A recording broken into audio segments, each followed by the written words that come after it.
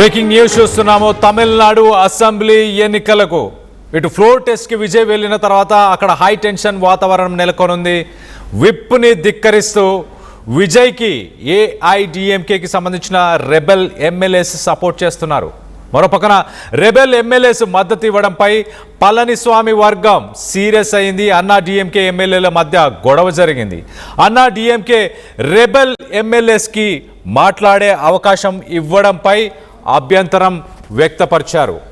వేలుమణి ప్రసంగాన్ని అడ్డుకున్న పళనిస్వామి వర్గం తమ ఎమ్మెల్యేలకు ఎర వేస్తున్నారంటూ పళనిస్వామి ఆగ్రహం వ్యక్తపరిచారు. ఒక్కసారి అసెంబ్లీలో అసలు ఎలాంటి పరిస్థితులు నెలకొని ఉన్నాయో ఒక్కసారి అక్కడ సిట్యువేషన్ని కూడా ఒకసారి చూసే ప్రయత్నం చేద్దాం. తర్వాత చాలా డీటెయిల్గా మాట్లాడుకునే ప్రయత్నం చేద్దాం. 144 మంది ఎమ్మెల్యేల మద్దతుతో బల పరీక్ష విజయ్ నెగ్గుకొచ్చారు. విజయ్కి మద్దతు ఇవ్వలేదు డిఎంకే. ఆ డిఎంకే అలాగే డిఎండికే ఎమ్మెల్యే ప్రేమలత. అసెంబ్లీ నుంచి ప్రతిపక్ష నేత ఉదయనిధి స్టాలిన్ వాకౌట్ చేశారు. దానికి సంబంధించిన విజువల్స్ని మనం చూస్తున్నాము. డిఎంకే పార్టీ కొన్ని స్టేట్మెంట్స్, ఉదయనిధి బయటికి వాకౌట్ చేసే ముందు కొన్ని స్టేట్మెంట్స్ కూడా చేశారు చాలా క్లియర్గా. Congress CPI CPM VCK IUML ఇలాంటి పార్టీస్ ఏవైతే ఉన్నాయో అవన్నీ కూడా డిఎంకేతో పాటు పొత్తులో గెలిచాయి. ఆ పార్టీస్ అన్ని పొత్తులో గెలిచిన తర్వాత వాటిని మీరు ఎలా కలుపుకుంటున్నారు, ఇప్పుడు ఎలా కలుపుకున్నారు అంటూ ఉదయనిధి స్టాలిన్ టీవీకే అధినేత విజయ్ని క్వశ్చన్ చేశారు. చీఫ్ మినిస్టర్ విజయ్ని, ఇది ఎక్స్చేంజ్ చేసుకున్నారా? మీరు రాష్ట్రంలో ఒక మార్పును తీసుకొద్దాం అనుకున్నారు, కానీ ఒక చేంజ్ బదులు మా పార్టీలో ఉన్న ఆ ఎమ్మెల్యేస్ని ఎక్స్చేంజ్ చేసుకున్నారు, మా పార్టీతో ఉన్న కూటమి పార్టీల ఎమ్మెల్యేలని ఎక్స్చేంజ్ చేసుకున్నారు అంటూ మొత్తానికైతే విజయ్ని ఉద్దేశించి ఉదయనిధి స్టాలిన్ మాట్లాడారు. దాని తర్వాత అక్కడి నుంచి ఆయన వాకౌట్ చేసి బయటకు వెళ్ళిపోయినట్టు తెలుస్తుంది. ఒకసారి విజయ్ ఏం మాట్లాడారో ఒకసారి అసెంబ్లీలో ఒకసారి విజయ్ మాటలు వినే ప్రయత్నం చేద్దాం.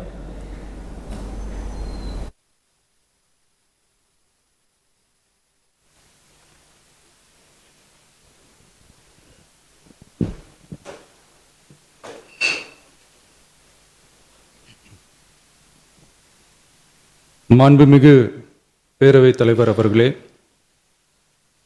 திரு சி ஜோசப் விஜய் அவர்களை முதலமைச்சராக கொண்ட அமைச்சரவை மீது இப்பேரவை தனது நம்பிக்கையை தெரிவிக்கிறது என நான் மொழிந்துள்ள அரசினர் தீர்மானத்தின் மீது அனைத்து கட்சிகளை சார்ந்த மாண்புமிகு உறுப்பினர்கள் தங்களது கருத்துக்களை தெரிவித்து தீர்மானத்தை ஆதரித்தும் எதிர்த்தும் உரையாற்றியுள்ளனர்.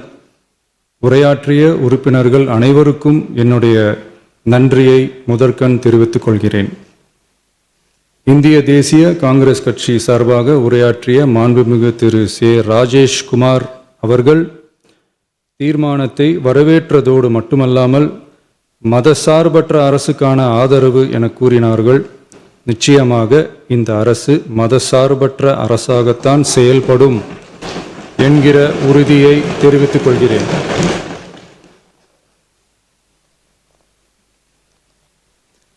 அடுத்து உரையாற்றிய இந்திய கம்யூனிஸ்ட் கட்சி மார்க்சிஸ்ட் கட்சி சார்பாக உரையாற்றிய திரு ஆர் செல்லசுவாமி அவர்கள் இந்த தீர்மானத்தை வரவேற்று முழுமையான ஆதரவு தெரிவித்துள்ளார்கள். விடுதலை சிறுத்தைகள் கட்சி சார்பாக உரையாற்றிய மாண்புமிகு உறுப்பினர் திரு வன்னி அரசு அவர்கள் உரையாற்றுகையில் நம்பிக்கை வாக்கெடுப்பில் வெற்றி பெற்று இந்த அரசு 5 ஆண்டுகள் தொடரும் என நம்பிக்கை தெரிவித்தமைக்கு என்னுடைய நன்றியை தெரிவித்துக் கொள்கிறேன். ஆதரிப்பவர்களுக்கு மட்டுமான அரசல்ல, எதிர்ப்பவர்களுக்கான அரசும் இது என சுட்டிக்காட்டியமைக்கு எனது நன்றியை தெரிவித்துக் கொள்கிறேன்.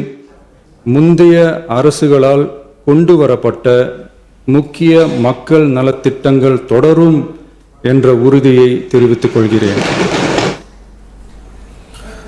చీఫ్ మినిస్టర్ విజయ్ తనకు సపోర్ట్ చేస్తున్న పార్టీస్ వాళ్ళ మద్దతు వాటన్నిటి గురించి ఆయన మాట్లాడారు. దాని తర్వాత ఒక్కొక్కరి పేరుని ఆ ఎమ్మెల్యేలు ఎవరైతే ఉన్నారో వాళ్ళందరినీ కూడా బల పరీక్ష కోసం ఒక్కొక్కరి పేరుని స్పీకర్ పిలిచారు. వాళ్ళ మద్దతు ఎవరిస్తున్నారు అనేది వాళ్ళందరూ లేచి నిల్చోవడం, దాని తర్వాత లేచి నిల్చొని మేము మద్దతు ఇస్తున్నాం అంటూ మొత్తానికైతే తెలిపారు.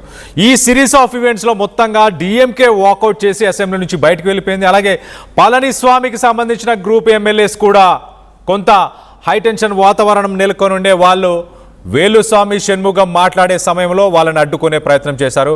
కొంత హైటెన్షన్ వాతావరణం నెలకొన్న తర్వాత ఏఐడిఎంకేకి సంబంధించిన ఎమ్మెల్యేస్ కూడా వాకౌట్ చేసినట్టు తెలుస్తుంది. మరో పక్కన మొత్తంగా ఇవాళ అసెంబ్లీకి ఎంతమంది అటెండ్ అయ్యారు, ఎంతమంది విజయ్కి సపోర్ట్ చేశారు, ఎంతమంది వాకౌట్ చేశారు, వీటన్నిటికి సంబంధించి డీటెయిల్గా మాట్లాడుకునే ప్రయత్నం చేద్దాం. ఇటు ఏపీ నుంచి మా ఇన్పుట్ ఎడిటర్ కృష్ణమోహన్ అందుబాటులో ఉన్నారు. కృష్ణమోహన్తో మాట్లాడి తెలుసుకునే ప్రయత్నం చేద్దాం. కృష్ణమోహన్ చెప్పండి, అసలు మొత్తంగా ఇవాళ అసెంబ్లీకి ఎంతమంది అటెండ్ అయ్యారు, దాంట్లో విజయ్కి సపోర్ట్ చేసిన వాళ్ళు ఎంతమంది, డిఎంకే ఎందుకు వాకౌట్ చేసింది, అలాగే ఏఐడిఎంకే వాకౌట్ చేయడానికి గల కారణాలు ఏంటి? కళ్యాణ్, బేసిక్గా ఈరోజు బల పరీక్షలో విజయ్ అద్భుతమైన విజయాన్ని సాధించారు. ఈ విజయం వెనకాల దాదాపుగా 144 ఓట్లు ఆయనకి మద్దతుగా ఓట్లు వేస్తే 22 ఓట్లు ఆయనకి వ్యతిరేకంగా ఓట్లు వేశారు. 5 మంది తటస్థంగా ఉన్నారు. అసెంబ్లీలో హాజరైనా కూడా 5 మంది తటస్థంగా ఉన్న పరిస్థితి అయితే మనం చూసాం.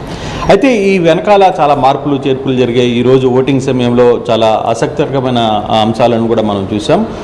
స్పీకర్ మొదటగా బ్లాక్ వైజ్గా బ్లాక్లో ఉన్న వ్యక్తులని మొత్తం 6 బ్లాకులు ఉంటే 6 బ్లాకులకి బ్లాక్ వైజ్గా ఎవరెవరు ఏంటి అని ప్రతి ఒక్కరి పేరు చదువుతూ వాళ్ళ మద్దతు కోరే ప్రయత్నం చేశారు. ఓట్లు కూడా ఆ విధంగానే లెక్కించే ప్రయత్నం అయితే చేశారు.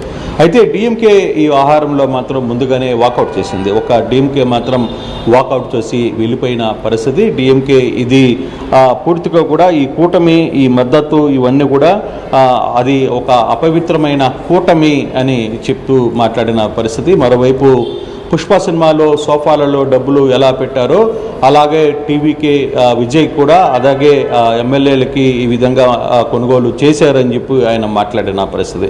దీంట్లో కాంగ్రెస్ పూర్తిగా బలాలు ఒకసారి చూసుకుంటే టీవీకే 107 ఓట్లు పోలైంది, ఒక ఓటు 106 ఓట్లు పోలైంది. ఒక ఓటు ఆయన రాజీనామా చేశారు, ఇంకొక ఓటు హైకోర్టు ఆదేశాల మేరకు శ్రీనివాస సేతుపతి తన ఓటును వినియోగించుకోలేదు. దీంతో 106 స్థానాలకి టీవీకే పూర్తి మద్దతు పలికిన పరిస్థితి. కాంగ్రెస్ 5 స్థానాల 5 ఎమ్మెల్యేల ఓట్లు టీవీకే వైపుకు వేశారు. అలాగే బీసీకే 2 టీవీకే వైపుకు వేశారు. ముస్లిం లీగ్ 2 టీవీకే వైపుకు వేశారు. సిపిఎం మొత్తం కూడా 4 స్థానాలు టీవీకే వైపు వేసిన పరిస్థితి. అయితే ఇక్కడ ఎవరైతే కామరాజు ఏఎంఎం ఎంఐఎంకే సంబంధించి కూడా ఎవరైతే కామరాజు ఎమ్మెల్యే గెలుపొందారో ఆయన దివాకరన్ నిన్న పార్టీ నుంచి సస్పెండ్ చేసినా ఆయన మద్దతు కూడా టీవీకేకే పడింది.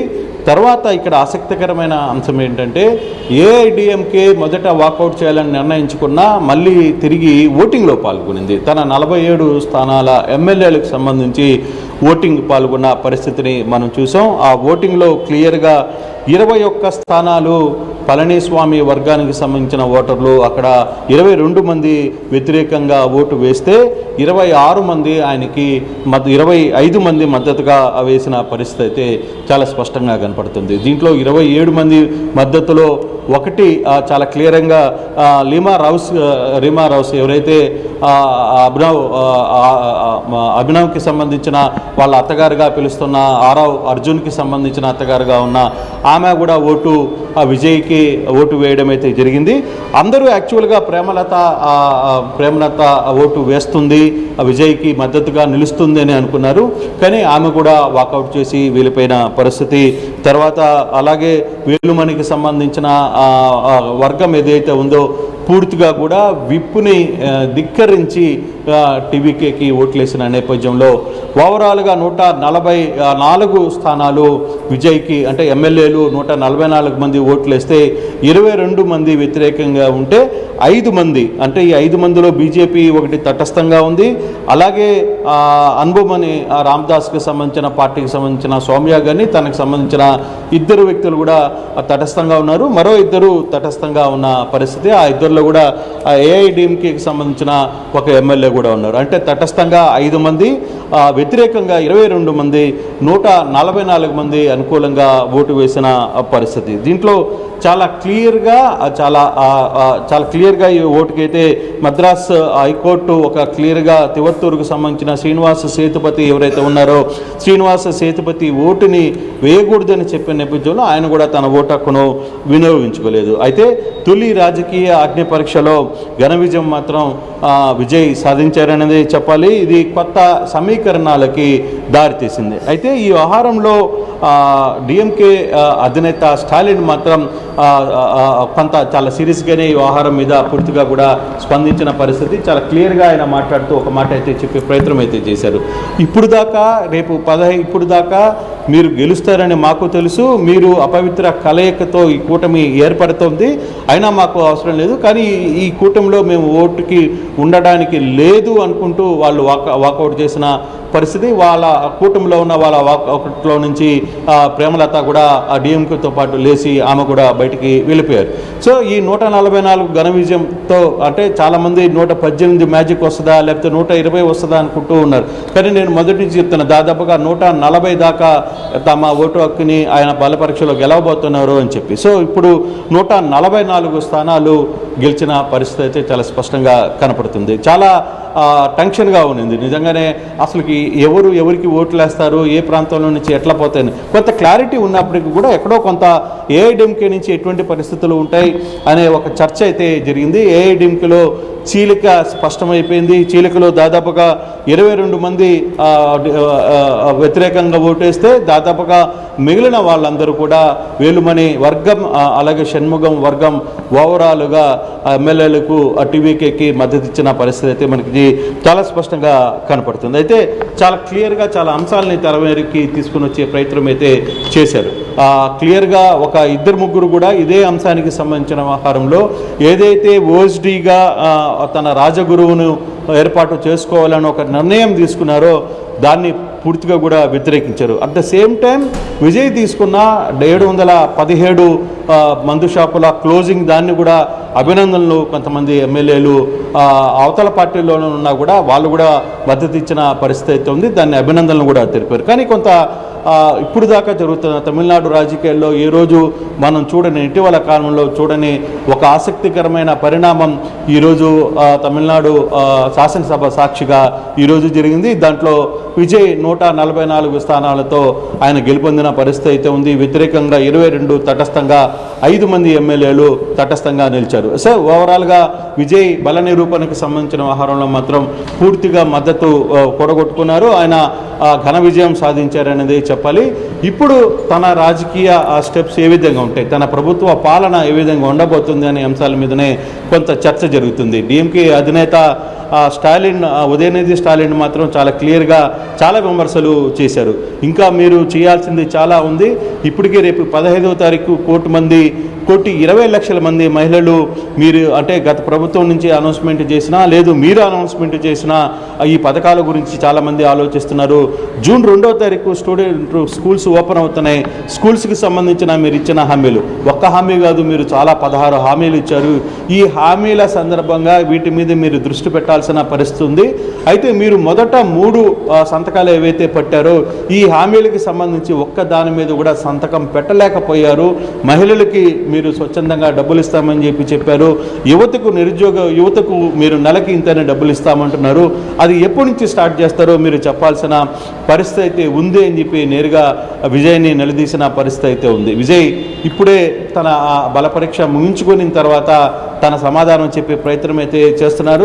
రాష్ట్ర ప్రభుత్వం తరఫున అంటే తమిళనాడు ప్రభుత్వం తరఫున రాష్ట్ర ప్రజలకు తన మొదటి అఫీషియల్ స్పీచ్ని ఆయన చెప్పబోతున్నారు. సో దీంట్లో అసెంబ్లీ సాక్షిగా చెప్పబోయేది అన్నిట్లో రికార్డు అవుతుంది కాబట్టి దీన్ని మొదటి అఫీషియల్గా మాట్లాడుకుంటారు. ముఖ్యమంత్రి బలపరీక్షణ జరిగిన తర్వాత నెగ్గిన తర్వాత ఆయన మాట్లాడుతూ అయితే చాలా వరకు వ్యవహారాలని నేను ఏదైతే చెప్పానో వాటన్నిటి మీద కూడా దృష్టి పెడుతున్నాను. మరోవైపు తన రాజగురువు ఓఎస్డి సంబంధించిన వ్యవహారం మీద 2-3 ఎమ్మెల్యేలు ప్రస్తావించిన తర్వాత దాన్ని నేను ఇంకొకసారి ఆలోచించుకునే ప్రయత్నం చేస్తానని కూడా ఆయన చెప్పిన పరిస్థితి అయితే చాలా స్పష్టంగా కనపడుతుంది కళ్యాణ్. కానీ ఏదేమైనా ఈరోజు విజయ్ ఒక బల నిరూపణలో సూపర్ డూపర్ సక్సెస్ అయ్యారు, సూపర్ హిట్ అయింది తన షో మొత్తం కూడా ఈరోజు అసెంబ్లీలో అని చెప్పచ్చు. అయితే ఇప్పుడు ఫర్దర్గా జరగబోతున్నారు, ఎందుకంటే మొదటి రోజు నుంచే డిఎంకే అధికార టీవీకే మీద దాడి చేసే ప్రయత్నం చేసింది, మాటల దాడి చేసింది.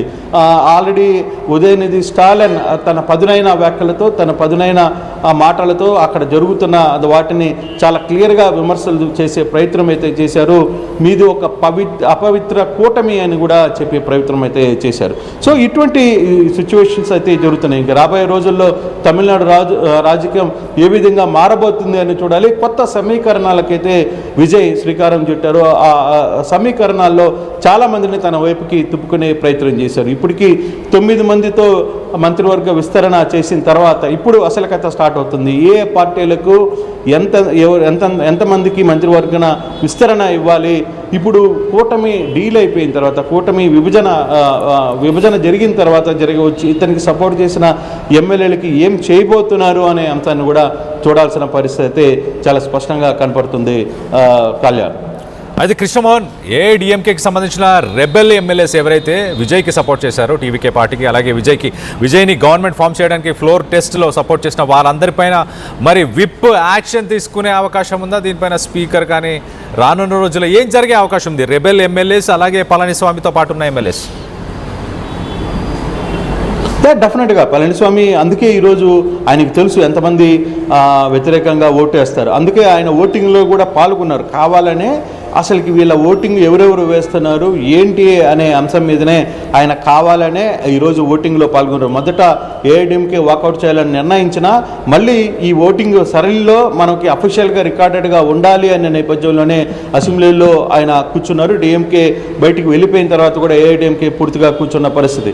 ఏఐడిఎంకేలో ఇప్పుడు ఎవరైతే 26 మందో 27 మందో ఎమ్మెల్యేలు వ్యతిరేకంగా ఓట్లు వేశారో ఆ ఎమ్మెల్యేల మీద విప్ జారీ చేసిన తర్వాత పార్టీ క్రమశిక్షణకు ఉల్లంఘనకు పాల్పడ్డారు. తమ పార్టీ గుర్తు మీద గెలిచి వేరే పార్టీకి మద్దతు తెలిపిన నేపథ్యంలో విప్ని నిన్నే జారీ చేసిన నేపథ్యంలో ఇప్పుడు ఆ విప్ ప్రకారంగా ఎవరెవరి మీద కంప్లీట్ చేస్తారు అనే దాని మీద కూడా పళనిస్వామి ఓటింగ్ జరుగుతున్న సమయంలో కూడా చాలా క్లియర్గా ఒక పెన్ను పేపర్ పెట్టుకొని అన్నిటిని టిక్ చేస్తూ కనపడ్డ దృశ్యాలు కూడా మనం చూసాం. అంటే ఎవరెవరు ఓట్లు వేశారు, ఎవరెవరు ఓట్లు లేదు, ఎవరి మీద యాక్షన్ తీసుకోవాలి అనే ఒక చర్చ కూడా చాలా క్లియర్గా జరగబోతుంది. ఎమ్మెల్యేలుగా గెలిచిన వ్యక్తులు పార్టీ ధిక్కారణ కింద ఏదైతే సెక్షన్స్ ఉంటాయో వాళ్ళకు ఒక రైట్ ఉంది. అయితే అది దాన్ని స్పీకర్ ఏ విధంగా తీసుకోబోతున్నారు? స్పీకర్ ఆ వ్యవహారాన్ని సీరియస్గా తీసుకుంటారా? ఒకవేళ లేదు ఈ అదే వ్యవహారం మీద హైకోర్టుకి వెళ్ళే ప్రయత్నం పళనిస్వామి చేస్తారా? లేదు ఇప్పటికే ఈ అటెంట్ వ్యవహారాల మీద సుప్రీంకోర్టు కూడా చాలా కేసులు నమోదైన పరిస్థితి కూడా మనం చూసాం. సో ఆ యాంగిల్లో ఇప్పుడు ఈ వ్యవహారంలో ఎంతవరకు ముందుకు వెళ్తారనేది చూడాల్సిన పరిస్థితి అయితే ఉంది. కానీ ఏఐడిఎంకే నుంచి బయటకు వచ్చిన ఎమ్మెల్యేల భౌతయ్యం ఏం జరగబోతుంది, వాళ్ళని ఏ విధంగా రియాక్ట్ అవుతారు, వాళ్ళ మీద పళనిస్వామి ఎటువంటి యాక్షన్స్ తీసుకోబోతున్నారు, లేదు స్పీకరు ఇదే వ్యవహారం మీద లేదు గవర్నర్ ఇదే వ్యవహారం మీద జరుగుతున్న కంప్లైంట్స్ కోర్టు ఏ విధంగా ఎవరికి పూర్తి స్థాయి మద్దతు ఇవ్వబోతుంది, పార్టీలో ఎక్కువ మెజార్టీ ఎవరు అభ్యర్థులు ఉన్నారు వాళ్ళకి పార్టీ పగ్గాలు చేపట్టే అవకాశాలు కూడా గతంలో చూసాం కాబట్టి సో అటువంటి సందర్భాల్లో ఇప్పుడు అటువంటి ప్రయత్నం ఏమన్నా జరగబోతుందా? పళనిస్వామికి వ్యతిరేకంగా ఏర్పాటైన కూటమి షణ్ముగం నేతృత్వంలో వేలుమణి నాయకత్వంలో జరిగిన ఈ వ్యవహారంలో వేలుమణి ఈ వ్యవహారంలో ఎంతవరకు ముందుకు సక్సెస్ కాగలరు అనేది కూడా చూడాలి. మరోవైపు వేలుమణి చాలా క్లియర్గా చెప్తున్నారు అసలు పళనిస్వామి వల్లే ఈ ప్రభుత్వం అంటే వరుసగా ఏఐడిఎంకే ఓటమికి కారణం పళనిస్వామి తీసుకున్న కొన్ని నిర్ణయాల వల్లే ఈ వ్యవహారం అంతా కూడా జరిగింది. సో పళనిస్వామి అన్ని పదవులకు రాజీనామా చేయాలి, అసలు ఏఐడిఎంకే పార్టీ మాది ఇప్పుడు వీళ్ళది కాదు అంటూ ఆయన చేసిన వ్యాఖ్యలు కూడా ఉన్నాయి. సో దాన్ని ఏ విధంగా చూడాలి? ఇది పళనిస్వామి అంతర్గత వ్యవహారాలుగా చూస్తారా, ఏఐడిఎంకే అంతర్గత వ్యవహారంగా స్పీకర్ భావిస్తారా, లేకపోతే అది కోర్టుల దాకా వెళ్తారా ఏంటి అనేది చూడాల్సిన పరిస్థితి అయితే ఉంది Kalyan. Right Krishnamohan, thanks for the latest update. మొత్తం మీద తమిళనాడులో ఇవాళ జరిగిన ఫ్లోర్ టెస్ట్ తమిళనాడు చరిత్రలోనే మొదటిసారి లైవ్ టెలికాస్ట్ చేశారు.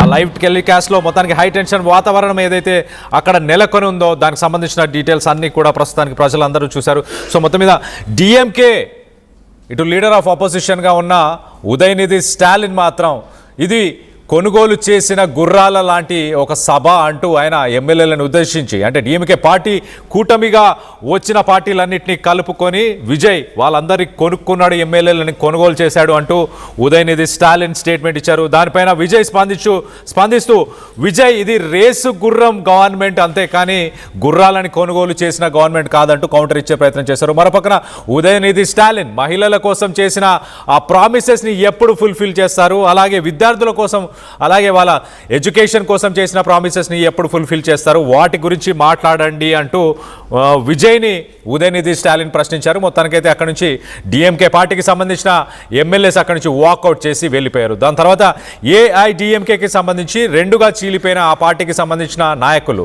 ఒక గ్రూప్లో దాదాపు 30 మంది ఎమ్మెల్యేలు, మరికొంతమంది దాదాపు 27 మంది పళనిస్వామితో ఉన్న ఎమ్మెల్యేలు. ఆ 27 మంది ఎమ్మెల్యేలతో పళనిస్వామి అక్కడికి వెళ్ళారు.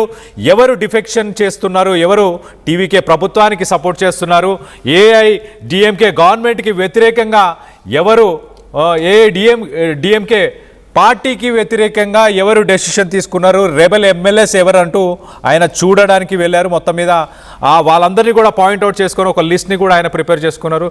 దాని తర్వాత స్పీకర్ విజయ్ని ఎవరు మీకు మద్దతు ఇస్తున్నారు అని అడిగినప్పుడు విజయ్ వాళ్ళందరి పేర్లని ఆ 6 బ్లాక్స్లో ఏ పార్టీస్ నుంచి ఎవరెవరు ఎంతమంది సపోర్ట్ చేస్తున్నారో ఆయన చెప్పుకొచ్చే ప్రయత్నం చేశారు.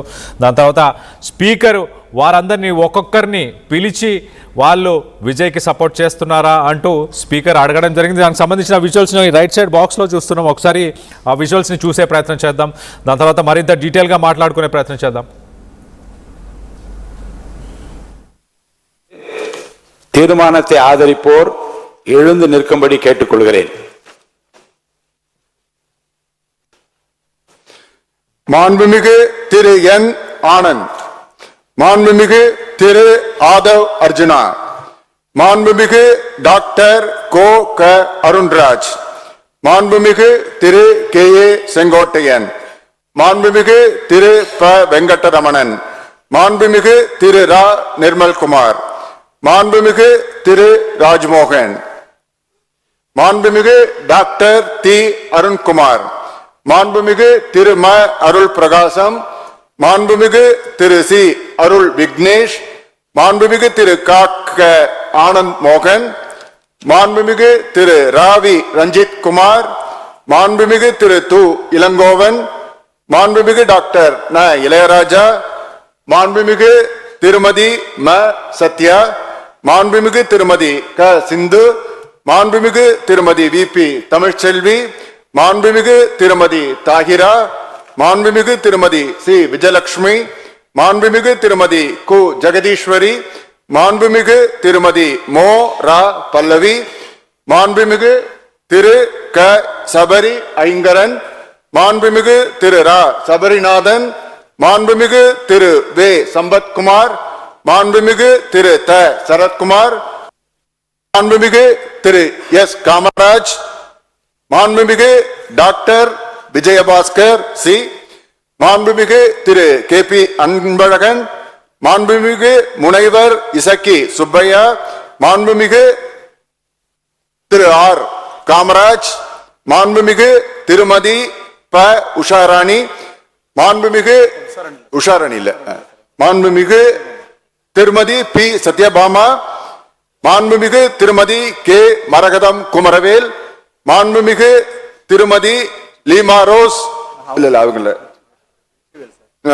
மாண்புமிகு திருமதி மரகதம் வெற்றிவேல், மாண்புமிகு திருமதி லீமா ரோஸ் மார்டின், மாண்புமிகு திரு அருண்மொழி தேவன், மாண்புமிகு திரு சி வி சண்முகம்.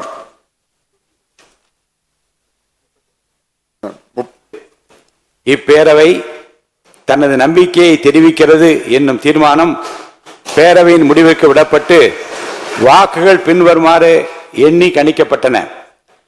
தீர்மானத்தை ஆதரித்தோர் 144.